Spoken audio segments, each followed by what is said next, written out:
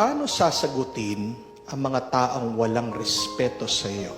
Walang tao ang makakaligtas sa pambabastos ng iba. Matanda ka, may sasagot sa iyo. Matalino ka, may hindi makikinig sa iyo. Wala kang pinag-aralan, mamaliitin ka.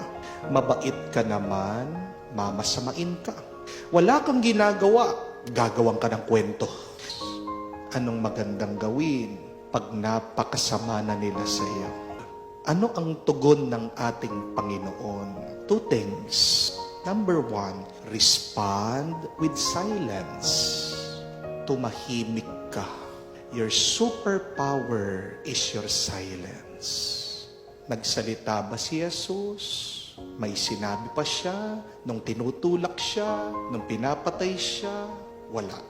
He remained silent.